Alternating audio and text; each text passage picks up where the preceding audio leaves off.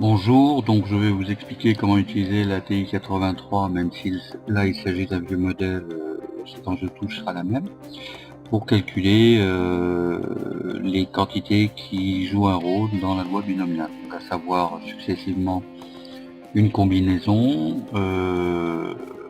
ensuite une probabilité ponctuelle et enfin une probabilité cumulée, ou autrement dit une fonction de répartition, une valeur de fonction de répartition. Voilà.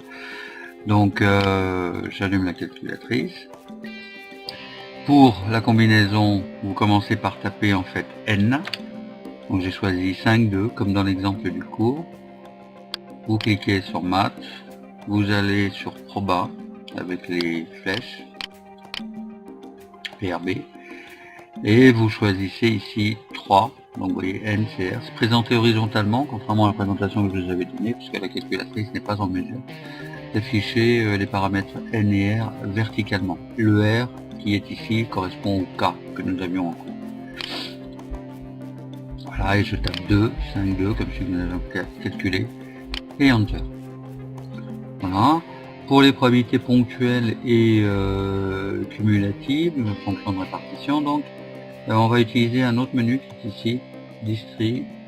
Donc en cliquant sur seconde var, Distrib, alors avec les flèches de curseur, je remonte en fait pour aller vers binôme PDF. Binôme PDF, c'est ponctuel, c'est densité de probabilité. Puis Enter, et les paramètres se rentrent dans l'ordre d'abord n, séparé par une virgule, pour entrer ensuite la probabilité de succès, j'ai choisi 0,3, et de nouveau une virgule pour avoir le K, qui est ici le 2.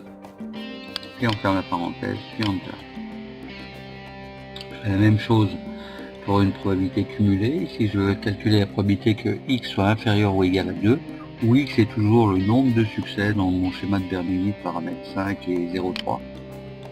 Et donc je clique ici, toujours pareil, et je vais choisir cette fois la probabilité cumulative, ici, donc le grand A, Enter, et on rentre les mêmes paramètres de la même façon, avec 2. Je ferme la parenthèse, Enter, et voilà.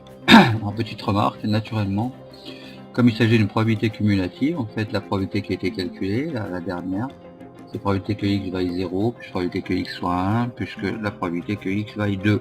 Et donc elle est plus grande que la probabilité que x vaille 2, ce qui est confirmé par les valeurs numériques que vous voyez ici. Je vous remercie, à bientôt.